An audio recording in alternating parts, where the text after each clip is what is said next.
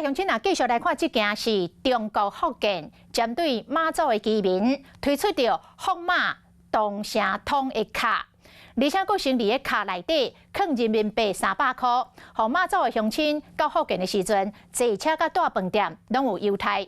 结果引发争议咯，讲这根本就是一张通证卡。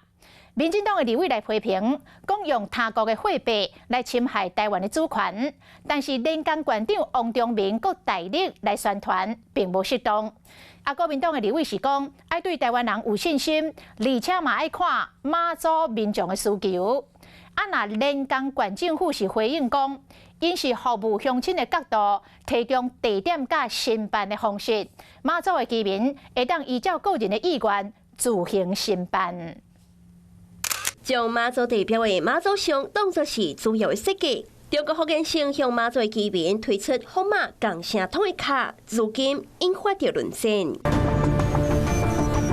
中国为了打造福马共城生活圈，推出福马共城通的卡。马祖民众摕这张卡，在当地福州市享受大众运输、甲饭店大美优惠，以及大大包免租房、经济入学等等的便利措施。各当先欠大概新台票1344块，这笔卡片内底，所以嘛，红工作是通证卡。首先使用他国的法币嘛，这个就是对台湾的一个主权的某种程度上面的一个侵害。大家要对我们台湾人有信心哦，台湾人不是这么容易就被统战的啦。如果是这样的话，那台湾就干脆锁国算了。连江县长王忠明把地并且打出相片，元宵节进前到福建和当地政府人员公布发行福马共城通的卡。佮表示讲，当伊到马祖，会马上命令相关的单位来宣传，而且鼓励马祖乡亲积极来申办。3月初5，佮在发文章公布这张卡申办的方式，讲由交通部旅游局委托各乡公所协助办理。申办的民众必须要提供身份证号码、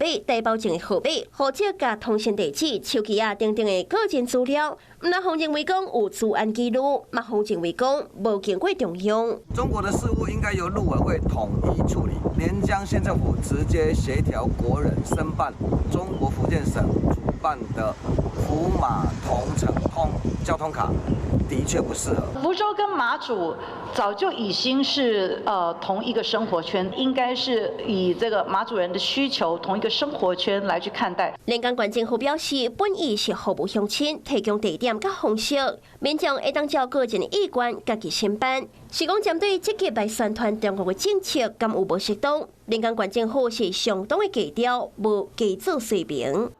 Hello， 我是蒋欣梅。想要抢先掌握最及时的新闻资讯吗？赶快订阅、按赞、开启小铃铛，锁定华视新闻 YouTube 频道。